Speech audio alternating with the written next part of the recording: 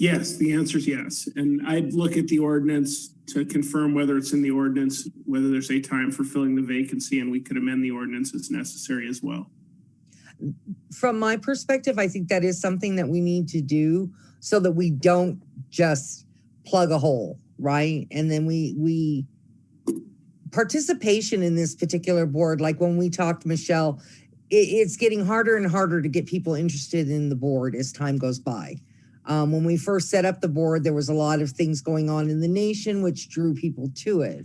So we had a lot of applications the first round, and then they started to dwindle out. And I have to wonder if we need to, as a council, once we do our sessions, if we need to look at the criteria that we placed on the members, or our expectations of the people that we wanted representing this board, those may have to change a little bit.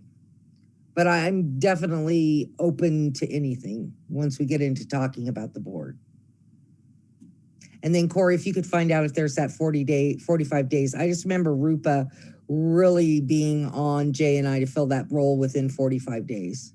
I just did, and it is in the ordinance. Okay.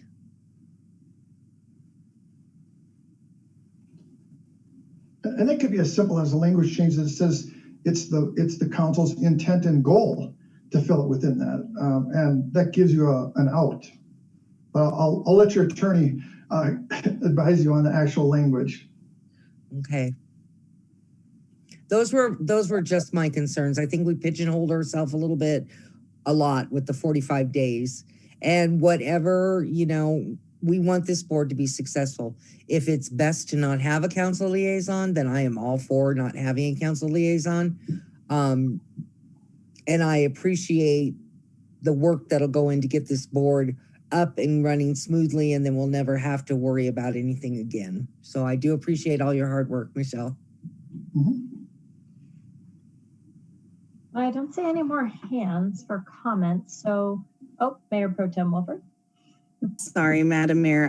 I've been deep in thought and reflecting quite a bit since we got this report, and just try. I guess the thing that I want to acknowledge is, I appreciate this report. I'm not surprised by what we're seeing in here, what the recommendations are. And for me, frankly, it brings up more questions than I think perhaps there are answers. In particular, I think to Councilmember Brown's point around what does the structure really need to look like, and does that need to shift in order to be sustainable, right? And make sure that we have a diversity of perspectives and lived experiences represented on this board, both today and in the future. And so I guess I'm just kind of curious, where are we going from here? Heather, do you have a sense of what next steps may be, as well as what timing might look like? Sure. If there's there's always a delay when I unmute myself. So that's why I paused. If there's consensus by council this evening to move forward with the recommendations, I think the first step would be to schedule that visioning session. I know Michelle identified a half-day visioning session. I think it's completely doable to set aside a study session for 90 minutes or so for council to work through several of the pieces that have already been mentioned through discussion tonight. That's probably something I could schedule for October, would be the soonest at this point in time to get on the council agenda. Thank you. Mm-hmm. I agree that a half day is a lot, and I don't think we would need that much time. So I support finding a study session to put it into. And Mayor and Council, I would just add that if Council desires to amend the ordinance, it is a very simple fix to both eliminate the 45 days and eliminate the council liaison. So that could be on your September 12th council agenda if you wanted it that quickly. I think we should probably talk through it a little more in a full study session and not just jump on it tonight. But I do think we can move a little faster, kind of cut to the chase sort of facilitation and not rehash all of the pieces. So if we could just kind of get right to the work, I think we can be really productive. Councilmember Goff. Thank you, Mayor. Looking back, I think and my memory is maybe faulty on this, but I sort of get the sense now, looking back, that we kind of rushed through putting this board together the first time. I mean, I think there was a lot of, a sense of urgency and a lot of interest, and so maybe we didn't, weren't as thoughtful in terms of what we're looking at now, going through a visioning and all that kind of thing. So I just want to make sure that we do have enough time to do the visioning. I don't think we need a half day, but I would hate to see a study session with several other items and this one as well. Oh yeah, no. I mean, if we go do a study session just on this, that basically is half a day. Yeah, no, I agree. I feel like that we were thoughtful, but I think we were making the best decision we could with the information we had at the time. And a lot of time has passed, as Councilmember Brown mentioned, and things have shifted and new personalities came in. I mean, I'm proud of the work we did to get it up and running. It's just, it is time to revisit it. So I think we can get it done. So Heather, do you need any more direction on this item? The only thing I would add, no additional direction. I will go ahead and reach out to CCPP board members, current board members, let them know the outcome of this meeting. I'll look at the tentative future agendas, try to find a date, coordinate with Michelle, make sure it works for her schedule, and then communicate with council next steps. Great, thank you. All right, we're going to move into the next item, Crisis Response Unit Update. Jessica Holtz, our Crisis Response Unit Manager, is here. I will pull up your presentation. Good evening, Mayor and council members. Thanks for having me. I am here tonight to provide an update on the Crisis Response Unit. I will share my screen in just a minute. Thank you. Sorry, my light is dark now in this room. Okay. All right. Can you see it? I sure can, thank you. Okay, so the purpose of my presentation tonight is to provide City Council with an update on the Crisis Response Unit. The council approved the CREW, or the Crisis Response Unit, in 2021. It is currently funded by the American Rescue Plan Act dollars, and it is funded through the end of 2024. The CREW was formed to aid the North Glen Police Department, Neighborhood Services Division, and the Municipal Court in responding to residents who are experiencing hardships by utilizing crisis intervention techniques and case management. Our budget, our operating budget, excluding personnel, is $64,861. The CREW is being funded from the general fund with the use of ARPA dollars, and there is no requested change for 2023. Staffing update, this one's fun for me because we are fully staffed, which is exciting. I serve as our program manager, Jessica Holtz. Our co-responders are Jamie Sledowitz, Lacey DeMars, and Tristan Reyes. Tristan is our part-time co-responder.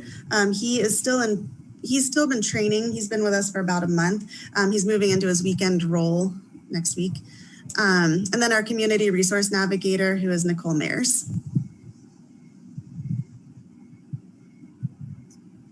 The services and programs that the Crisis Response Unit has provided in this past year has been our Friday open office hours. Those are held in the basement of City Hall right now.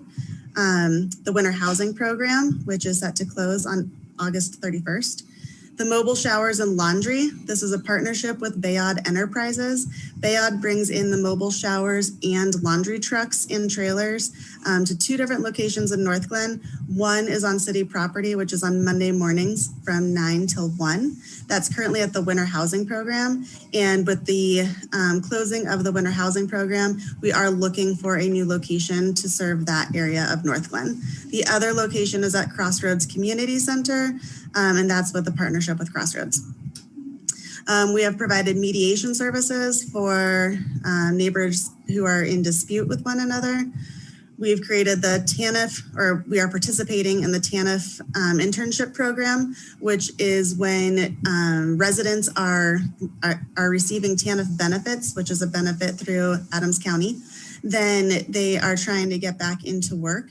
TANF asks organizations to provide job opportunities while TANF actually pays the salary. And it is a 3-month adult internship program. And we have provided opportunities for them to come and work alongside the crew, typically in a liaison type fashion. Right now we have a greeter at the winter housing program who's filling that role, but it's been fun to be a part of that. And then the Nlc Capstone Project with Pallet. And this is something that North Glen applied for through the NLC, which is the National League of Cities. And National League of Cities puts on a capstone project, multiple capstone projects every year. We were paired with the company Pallet. And Pallet goes and not only sets up pallet shelter locations across the United States, but they also help communities do an analysis to find out where the best location will be and why that is. And so we are partnering with Pallet on that analysis. Our 3 deliverables at the end will be, keep it going. Our 3 deliverables will be a presentation for yourselves at City Council, one for the Adams County Commissioners, and then also a presentation for the NLC itself. Got it. Looking at our clients served, every Friday we serve approximately 25 individuals, and that's from 9 till 1, so that's during those 3 hours, 9 to 12. And the services offered during those hours are ID services, benefit applications, housing applications, and connection to mental and physical health appointments. If we are looking at numbers, then the winter housing program, the statistics through August 8th, when I turned this presentation in, we had served 129 clients by that time. 71 of them were full-time participants, while 58 were emergency participants through the PD drop-off portion, those 5 slots allotted for that. We averted 3,061 nights of homelessness in total. 2,915 of those nights were for the full-time participants, and 146 nights were for the emergency participants. The clients served. So we due to tracking and the way that we started taking referrals, these numbers reflect different dates that you can see. So from the North Glen Police Department, we have received 38 referrals, and we started taking those the beginning of June of 2022. From our Neighborhood Services Department, we've received 19 since December, and that should be 2021. And then our municipal court, we have received 16 referrals since May 1st, and that should be 2021. And then our follow-up contacts. So follow-up contacts is when we are working with a client who has been referred to the crisis response unit. How many touch points are we actually having with that person? And that's 201. And then in total, and that includes those Friday open office hours. And then the 335 total cases from January 1st through August 8th. What that number is reflecting is what needs are we meeting? So if a person comes to the crisis response unit and says, I need help getting access to food, as well as I need access to a job or employment, then those are 2 different cases, because we need to track those separately. So we've had 335 total cases from January 1st through August 8th. As we look forward to what the crisis response unit is also looking to do and partner with. So we are sitting on that advisory committee for the Adams County opioid response effort, which we are really excited about. We are working with the municipal court on analyzing a community program for North Glen. Community court programs focus on alternatives to incarceration for low-level crimes. So it helps people move forward in their life as well as through the court program or process. And we are looking at best practices around Colorado. And then we are also working with the North Glen Police Department to address community needs regarding people experiencing homelessness and safety concerns. Specifically, we are analyzing solutions and challenges with the safety at EB Rains Park along the I-25 tunnel. We're looking at those with the Parks Division as well as the City Manager's Office and other departments within the city. And I'll open it for questions. Councilmember Kondo. Madam Mayor, two questions. First of all, thanks for all the great work that you're doing in this presentation. So you talked about having an intake of 129 clients. I just wonder, do you keep track of the status of those people as they go out the back end, as they're discharged, whether they've successfully got a job, landed on their feet, that sort of thing? Is there any metric to kind of show, the outcome, if you will? Yes, that's a great question. And yes, we do track it. And the software we use is called Unite Us. It's a social determinants of health tracking software, as well as case management software. And they just released, like last week, their new report system. So it used to be just raw data and Excel sheets, and it wouldn't have looked very great. But now they just released their insights platform, and the monthly update I send out to council will now capture that data as well. So we can track if we are doing a benefits eligibility, how many of those people actually were eligible for benefits. If we were trying to connect someone with their ID, how many people were actually connected with their ID. If someone came to us looking for housing, how many people were connected to housing, and how quickly we're able to close our cases, what's the average length of a case. We will have all that tracking capability, and I'll start including that in my monthly updates. Okay, great. And then second question, unfortunately, both Dr. Goff and I had a meeting with some disgruntled citizens, and I can't get into the details, obviously, but it was such an escalated advanced stage. I'm somewhat skeptical it might end up being a happy ending story, but I didn't know that we actually had some mediation services here in the city. And I'm just trying to figure out how do we get that word out there so people can take advantage of it, hopefully early on in a dispute, so that it doesn't spiral out of control. Yeah, that's a good question. We haven't looked at taking community referrals right now. What we have been doing, our referrals come from either the court or through neighborhood services, as they're helping neighbors live next to one another. The need really came from people utilizing code enforcement issues to keep calling on one another and punting that ball back and forth. So to bring those neighbors together and have them sit down and have a conversation. I will say when the encouragement is coming from the municipal court for a mediation, then we have higher rates of participation. And then it really does take both sides wanting to come to the table for that mediation process to be successful. So when there is heated arguments still occurring between households, it's difficult to gain that buy-in from both sides. Well, that's great insight. Yeah, unfortunately, I don't think this scenario would benefit, sadly. Yeah. What I do understand is sometimes code enforcement does get weaponized, and it just, it's the beginning of really that downward slope. So yeah. Thank you for all the hard work that you're doing. Mm-hmm. Councilmember Lukman-Hiramasa. Thank you, Madam Mayor. Jessica, outstanding job as always. At the CML conference, I was really worried that somebody's going to try to steal you away all the questions, because everybody was just blown away at just how thorough you are, and the data collection is so important. So I really, really appreciate how closely you're following the data. I have one question. and I didn't take great notes while I was trying to get my question formulated, but you mentioned, is it you will present at the NLC conference as well as you will? Okay. Yeah, so I'll be at the NLC conference presenting with Pallet on our capstone project. The timeline for that is that's the midpoint for those projects is that conference in November. And then the final product, or it's a little past the midpoint. I think the final product is due in January.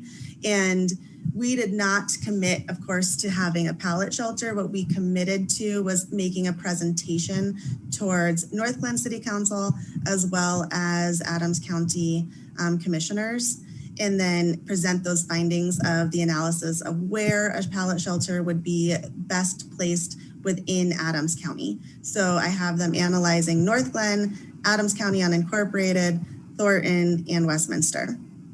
So they're also going around talking to those different cities and municipalities as well.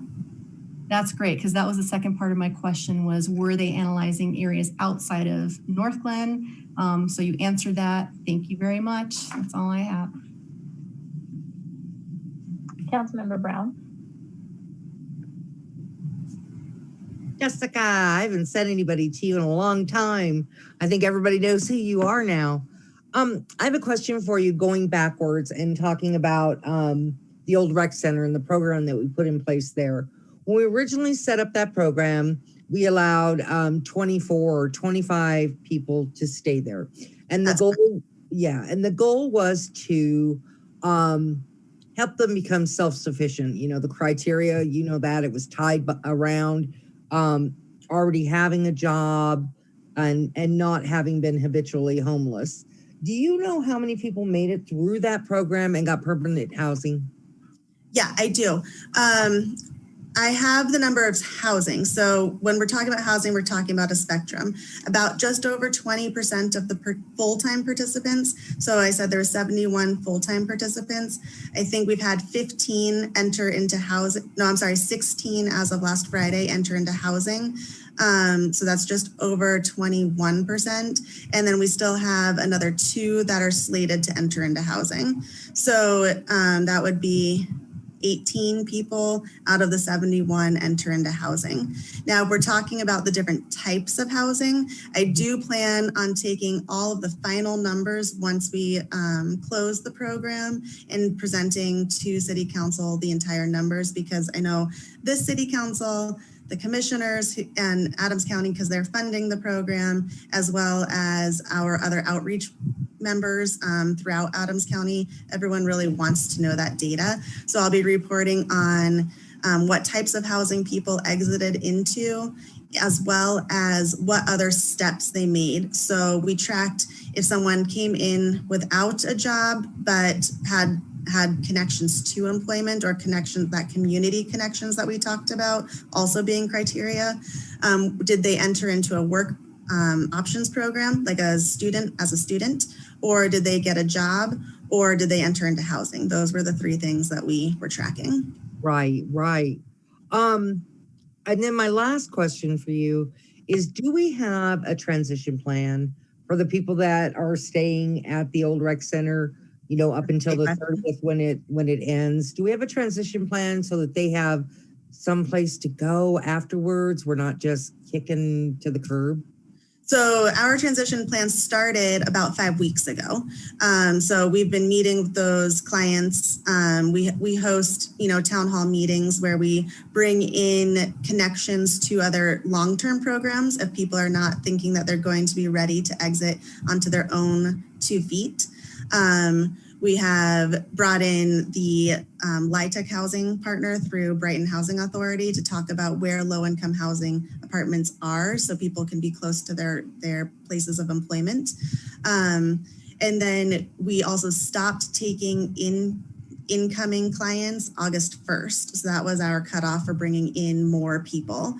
Of course, when stress is being felt. So as the ending of the program is approaching, people feel stressed. So we sometimes see a little bit of that self-sabotage go on, like, well, I'll never get my stuff together by then. And they've chosen to exit. We've had some really positive exits from that feeling of stress. And then we've had other people exit back out to the streets closer to family members or friend members. So we've seen that a little bit. We only have about 7 more people currently in the program right now. Okay. I'd be curious at the end of the day how they transitioned out. You know what I'm saying? How many people actually chose? And at that point, it could be a choice to go back out onto the street, and how many people, you know, found something through Adams County. I'm just hoping, you know, I know you said we only have 7 people left, but I'm just hoping that there's no disruption, no large disruption, that we can find them someplace to stay. Yeah. I mean, it would be ideal. And I should say everyone's getting lots of case management. We're in there most evenings, either the crew, Nicole is their main point of contact for case management. She's been doing a great job on connecting to longer term programs for people who don't feel ready to exit on their own. There's been some great developments over the past week. We had a female, she moved back home with her father while she applied to a long-term recovery group up in Steamboat. She was accepted today, so that was great. I don't know when her bed date will be. It looks like a fantastic program. And then we also had a male go down to his interview for the STAR program, which is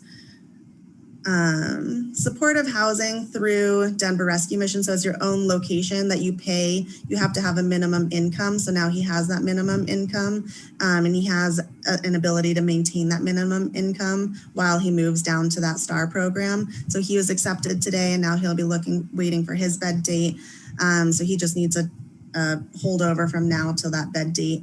And yeah, so I mean, there are happy stories, and also not everyone's story is going to end with the completion of this program. So people have known struggles for a long time, and they'll probably continue to know those struggles, but they all feel supported.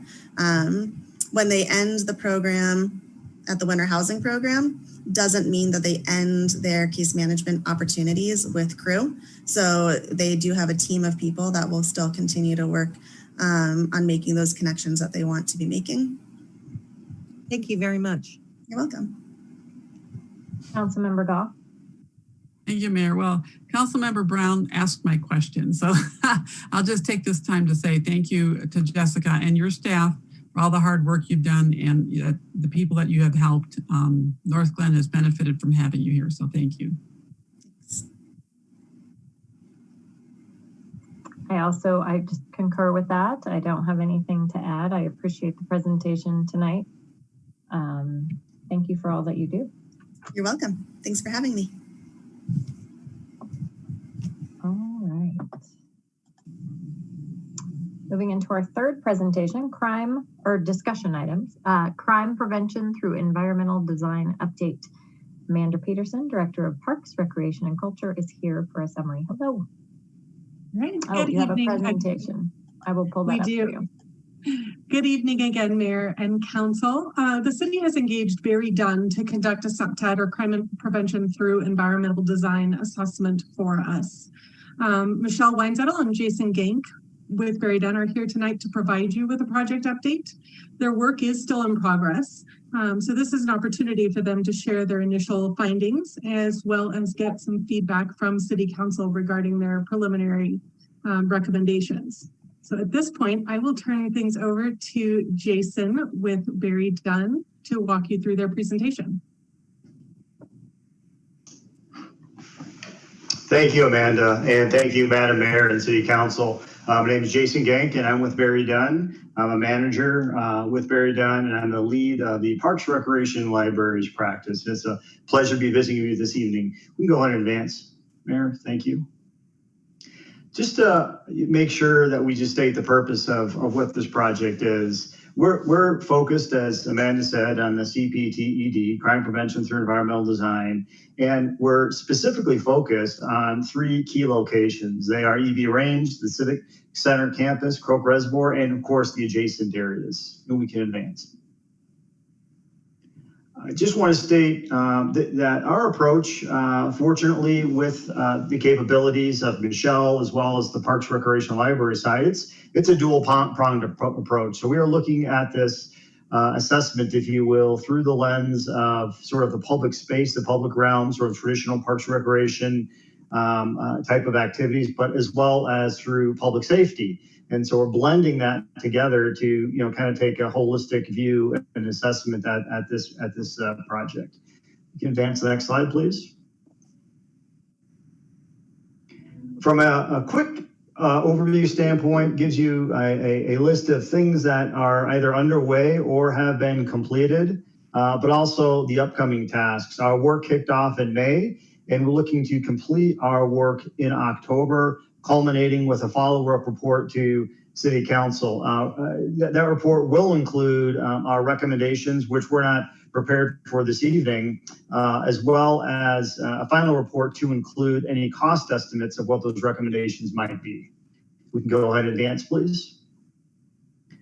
And so I know there's been a fair amount of curiosity, what are we hearing so far?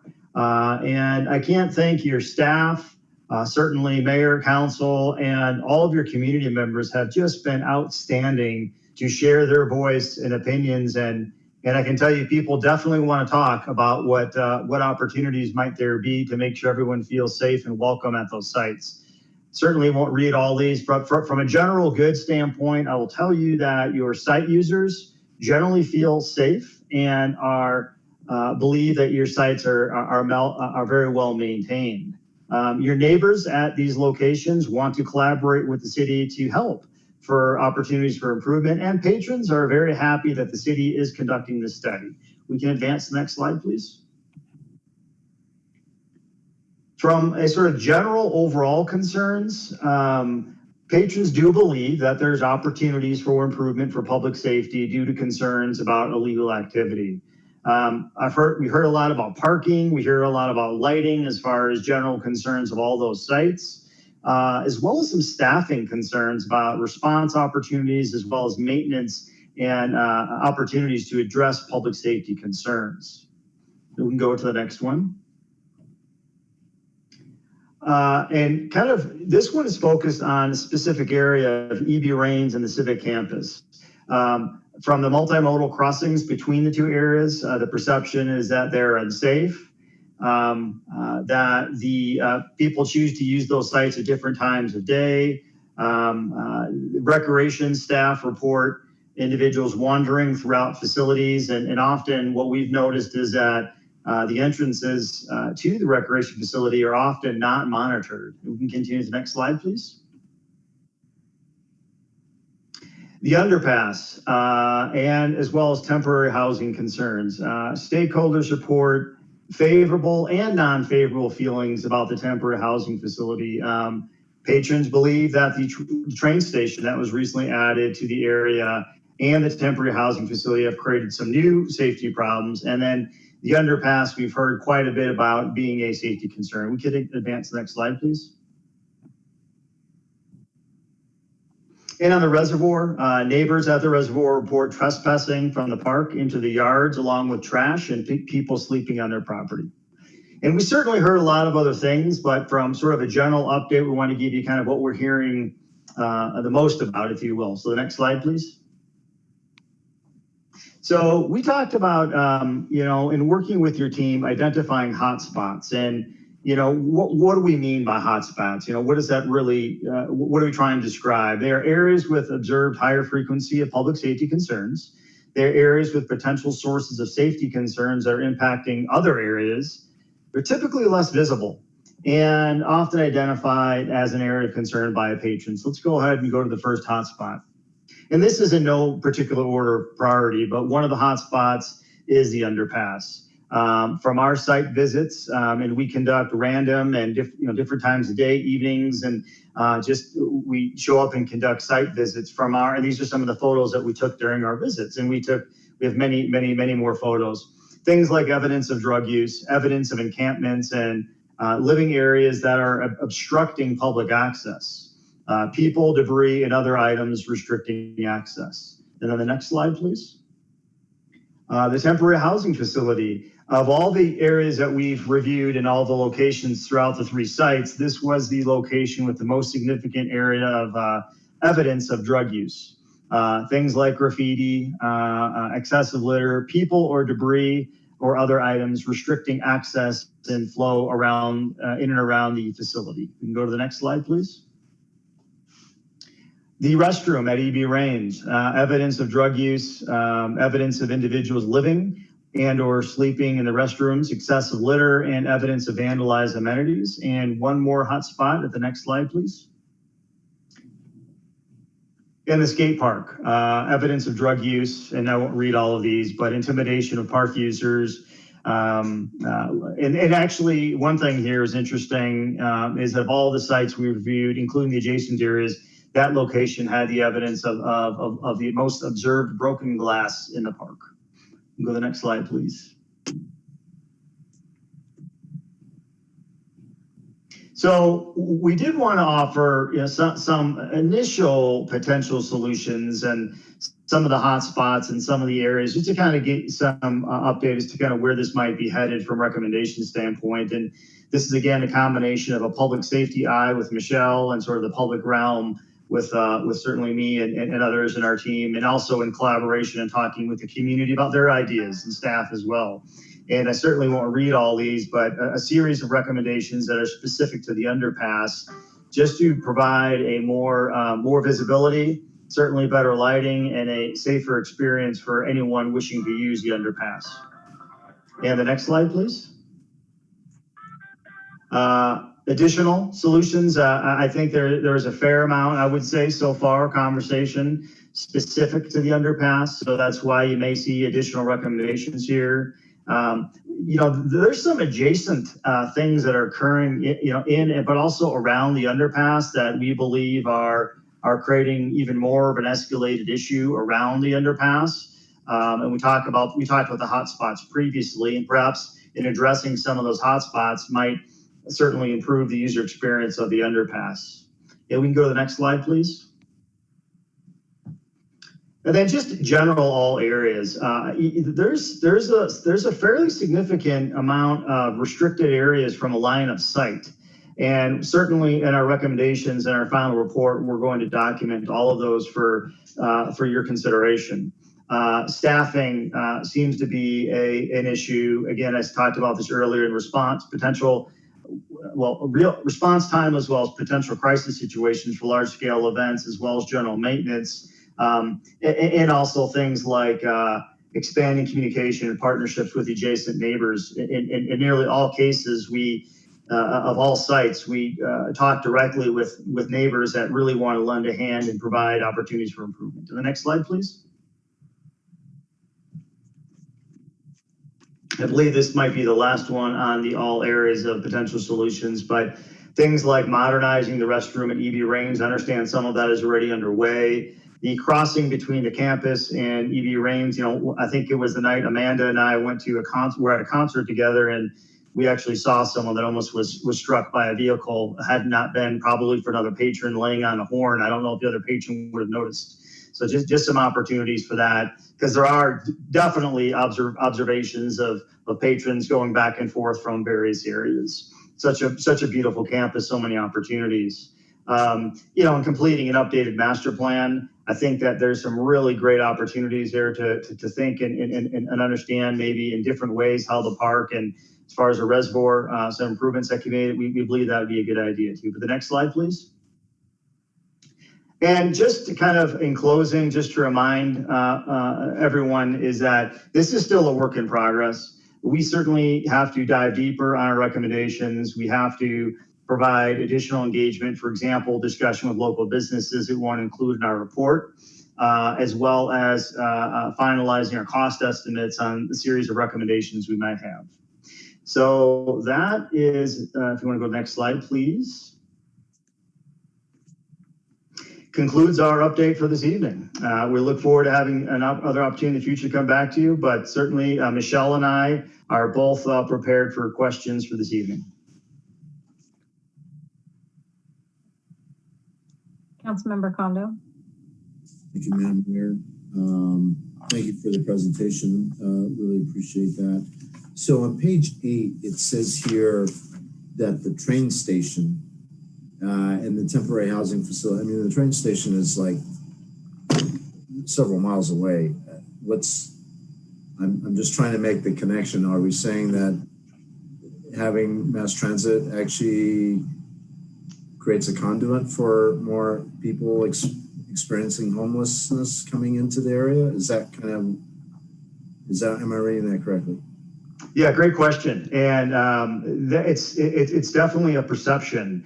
We heard it more than once, which is why it's listed as a theme. We've heard multiple times that there's a perception that the train station has brought in new challenges to those 3 locations. So that was reported from our patrons in the park and stakeholders that we spoke with.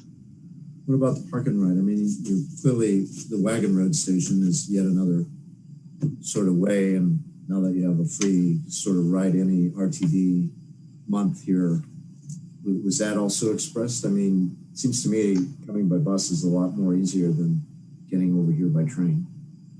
Yes, definitely the park and ride was brought up. And things like the underpass and the other areas. There are different levels, I would say, of concern and interest in solutions, I should say, and forward thinking. And for example, at the bus location, many patrons reported that they'd be more interested in using the crossing over I-25 than they would the underpass, just because they have concerns about it being too dark and needing some improvements. So for sure. I don't want to certainly, represent that the train station was one and the only area, but it was one of several areas that was identified potentially having to do with growing problems. And then last question here. It sounds like you're going to interview or talk with businesses. I know the Delta Hotel is right front and center and all that. Are you planning to talk with them? Yes, and one of the questions we have this evening certainly is if council has any recommendations or requests of businesses that would be good to interview, we'd be happy to do that. But yes, we are going to meet with as many as we possibly can as that next step of continued engagement. Yes. And I would certainly recommend, Jason, the Safeway and all those businesses.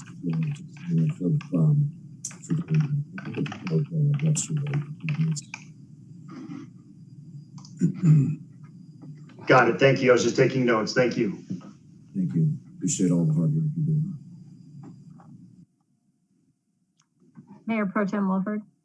Thank you, Madam Mayor, and thank you, Jason, for that presentation. Just to add on to Councilmember Condo's suggestions for other areas for you all to interview, I think around Melody Drive in between, goodness, I can't think of the street, but basically the shopping center that has the Dollar Tree and the Lens Crafters, that area has been significantly impacted in the past.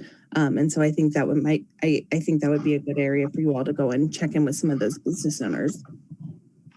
Much appreciated. Thank you. Thank you. Councilmember Goff. Thank you, Mayor. I think the very first time I heard this acronym SEPTED was in discussion with a resident in Village Green about a fence between her property and the skate park. And in just what we heard in this presentation tonight, and maybe you haven't gotten that down deep into specifics, but I haven't heard anything mentioned about that. And I realized it was basically one resident, but we also did hear from Parks and Rec and the police department that there were a lot of, it seemed to be a lot of people moving on the wrong side of the Highline Canal. And there was some talk about, certain kind of plants or another bridge or something along those lines. So I just was wondering if that is going to come up in this, if you've looked at it yet, or that's something that's yet to come. I'm just, don't want that to be overlooked. Much appreciated. I took notes on that, and I can tell you absolutely that's been an area of feedback. We didn't have the opportunity to represent everything tonight with an update, but definitely took that as a note to make sure that's a point of emphasis. What I can tell you is that some of our findings so far simply with the location of the skate park kind of being off and kind of almost like a dog leg into a larger park and some additional line of sight issues, we believe that there's some real opportunities for improvement that we're excited to come back to with some recommendations. All right, thank you. Thank you. Councilmember Jaramillo. Thank you, Madam Mayor. On the issue where you mentioned visibility, I was thinking a lot about lighting. That's about, could be motion sensor lights. I think a lot of that kind of stuff I've seen it utilized in other municipalities. I've also noticed opera music being utilized in Denver. I've just seen that. I've also heard about very sensitive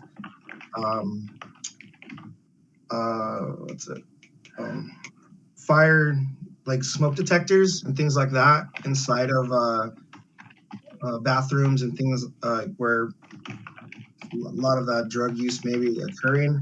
I've just done a little bit of research on that and talked to people about it at different conferences here in Colorado and in Washington, D.C. And those are some solutions that they've brought up to me because we know it's not just a Colorado or a North Glen issue. It's a national, global. So, yeah, have you guys, does Barry Dunn recommend a lot or have any experience utilizing some of those forms of environmental design for what we're dealing with? Yeah, first of all, thank you for those suggestions. I was just taking notes to record those. I really appreciate that. And so we plan on presenting you with a series of options, perhaps some of the things you just mentioned, as well as some other items. And Michelle, my partner on this project in public safety, I don't know if you wanted to make a general or any comment as a follow-up on some of those recommendations and experiences. Yeah, thanks, Jason. And, just briefly, I'll say, yes, I mean, not only from a public safety standpoint of my own, in my background, but also in other work that we've done as we look at, challenges within the communities, we look for those opportunities. But I'll also say that, I was keenly interested in the presentation right before this, because a lot of the challenges that you're dealing with really relate to a population of folks that are having a lot of their own challenges too. So, establishing safe places for folks to do things, and we're doing quite a bit of work in other communities looking at unhoused populations and some of the strategies that they're utilizing. And, the biggest one, I think one of the bigger ones that comes out of this beside the environmental design is just the visibility of staffing. And Jason mentioned that too. So all of those things that, putting in a loud smoke detector is frustrating to someone in the bathroom until they destroy it. So some of these things work, some of them don't. And so, that's all part of the equation to figure out what the best solution is given the environment you have. Okay, thank you. Thank you for that. Councilmember Lukman-Hiramasa. Thank you, Madam Mayor. Thanks for all the work put into this. I'm really looking forward to hearing what the recommendations that come out of this are. I just had one quick thought, because when I mentioned this, a lot of people haven't heard of this before, but you probably have. In terms of modernizing restrooms, there is an area in downtown Fort Collins where the restrooms are on a timer that you can't control. And after 15 minutes, alarms blare and the doors unlock, and you cannot relock them until somebody resets them. So I'm just throwing that out there as an option in terms of modernizing. It prevents people from staying in the bathrooms, like camping overnight, because we are seeing in the rains. And I've seen people on drugs come out of those bathrooms. So it's just a thought. That's all I wanted to throw out there. And I'm really looking forward to the recommendations. I'm sure it'll be great. Thank you. Just to give you an idea, City of Eugene just put in a very interesting bathroom that is designed to kind of be tamper-proof, if you will. But the price tag's pretty substantial. Let's just say that it's a six-figure bathroom. So, there are solutions out there, but again, it's weighing cost and benefit against what fits within your environment, you know, and what the strategies are unique to your circumstances.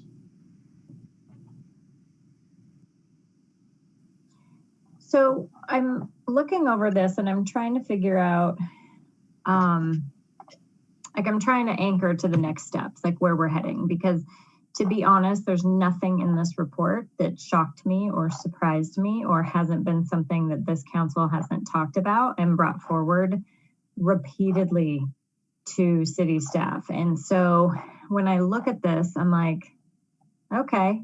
I mean, if you had asked us, we could have predicted your hotspots. And so I guess I'm more interested in how is this actionable and how can we speed up that process? So, I mean, I know things take time, but I'm like, yeah, we knew all of this.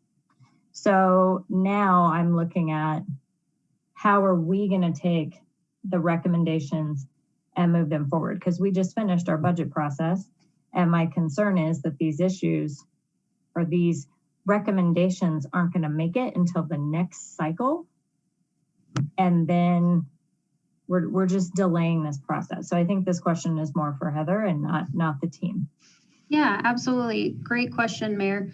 I think there's an easy way to approach this. They continue their work in bringing forward the recommendations, and then council really dives into prioritizing the recommendations, and we amend the budget accordingly.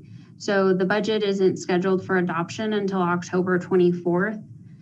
Even after the budget's adopted for 2023, council can provide direction on funding certain items, and then Jason captures those funding requests through mid-year, or typically it's a quarterly basis, supplemental budget appropriation. So I think that while the process is not perfectly aligned, so you're not going to prioritize those recommendations amongst all of the things currently in discussion for the 2023 budget. I think there's room and space for continuing with that 2023 proposed budget and what guidance you've given us.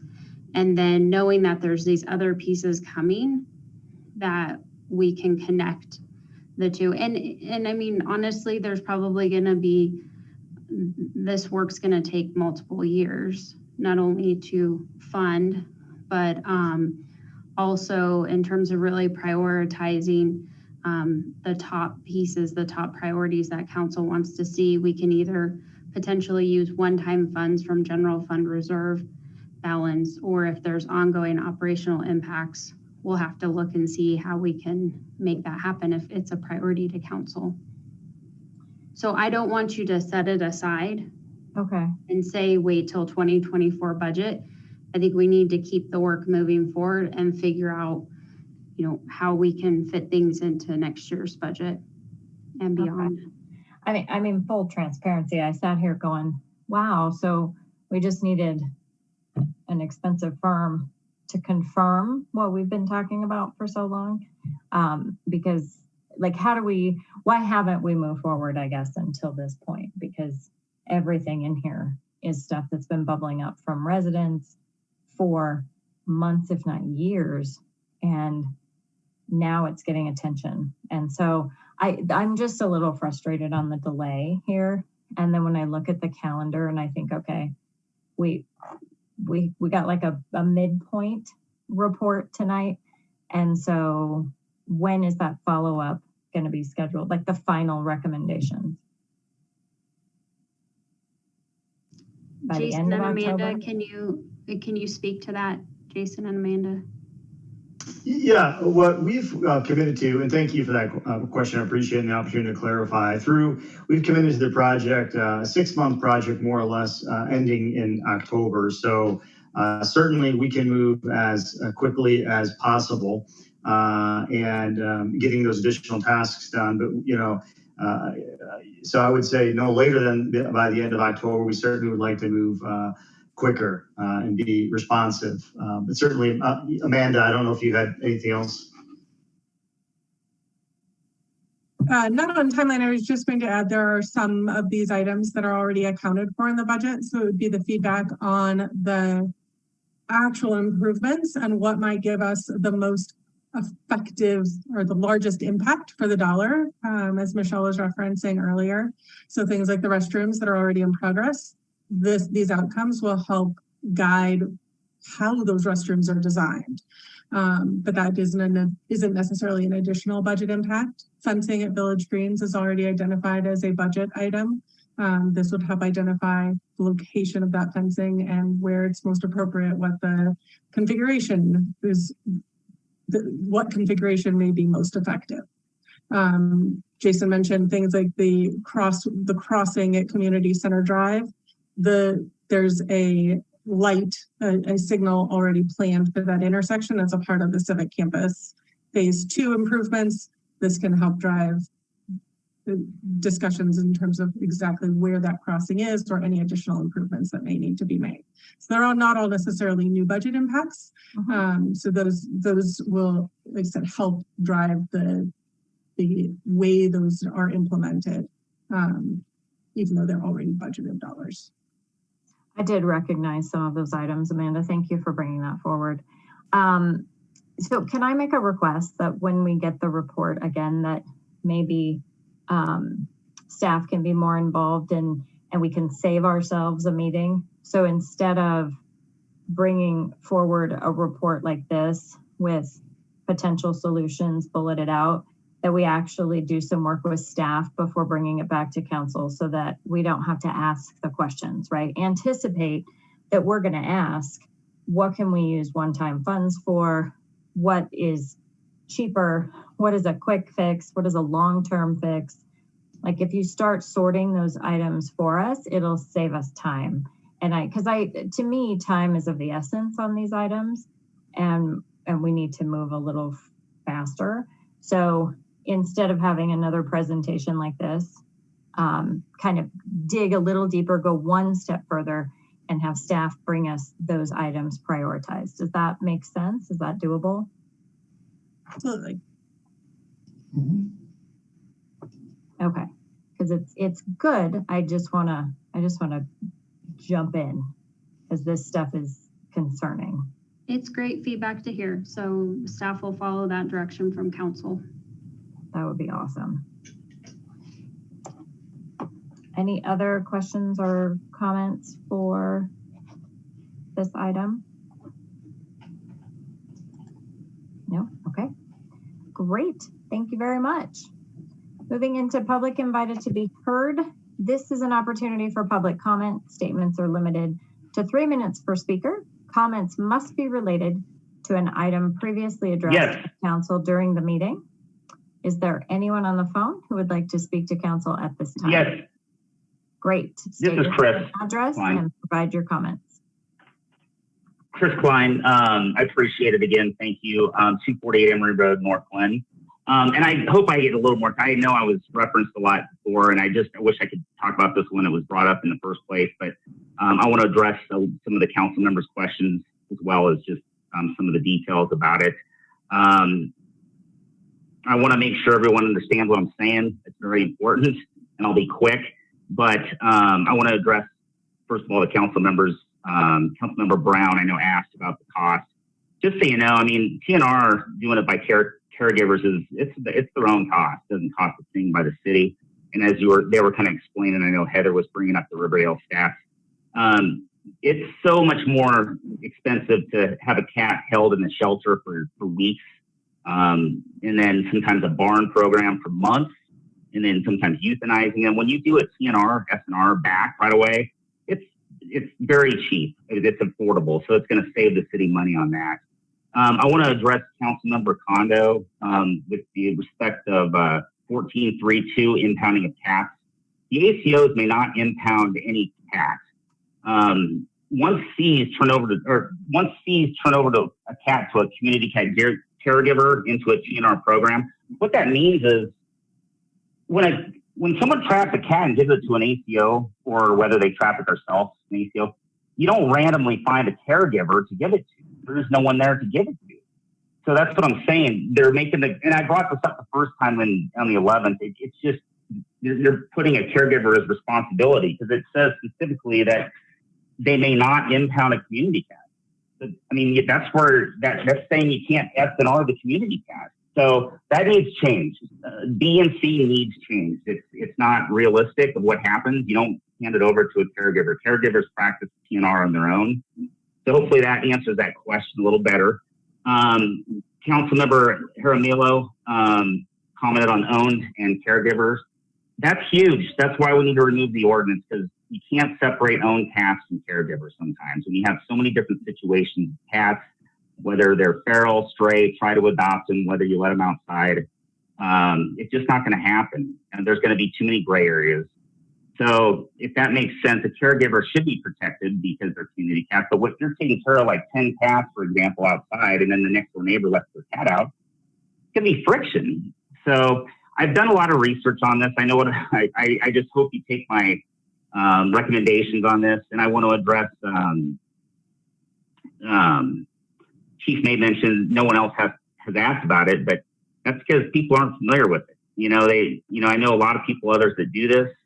I have a community cat group on Nextdoor. I just haven't mentioned it. I didn't want to start a big thing on this until we figured out what we were going to do. But there are way more people that are perceptive to TNR than people who don't care about cats and threat to remove them. I can tell you that. Mr. Klein. Your 3 minutes have ended. We This is very appreciate your important, time tonight. Madam Mayor. May I just finish a few points on this? Because I brought this up. No. My name was mentioned, please. I'm really sorry. We hit our 3 minutes. Thank you very much. Because I didn't get to mention a lot of this stuff that I brought up to council. I would like to Deputy Chief Darlin too, Madam Mayor, please.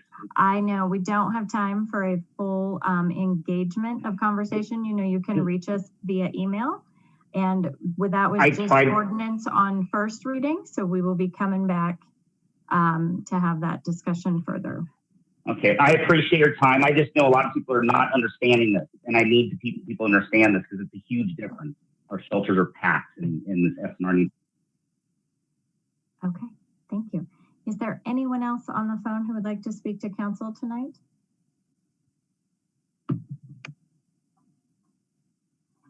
Okay, so we had discussed moving back into executive session. That is something we need to vote on. So I'm going to do the same thing. I'm going to adjourn this meeting, but then entertain a motion to adjourn to executive session pursuant to section 4.5D of the City of North Glen Home Rule Charter for legal consultation and advice regarding, number 1, cleanup of public rights of way, number 2, firearm regulations, and number 3, security at city council meetings. Motion to adjourn to executive session. Second. Okay. Joanna, please call the vote. Mayor Leidy, Yes. Mayor Pro Tem Wilford, Yes. Councilmember Witkovich, Yes. Councilmember Jaramillo, Yes. Councilmember Kondo, Yes. Councilmember Lukeman Haramasa, Yes. Councilmember Goff, Yes. Councilmember Brown, No. Councilmember Walker. Yes. The motion to adjourn to executive session passes with 1 no vote cast by Councilmember Brown. Can I change my vote? Cowards. Well, no, I think we're going to talk about it right away, Becky, because I don't know that any of us can sustain the full 3 items. So we will adjourn to executive session. And Joanna, is the only thing you have to do is lock the meeting?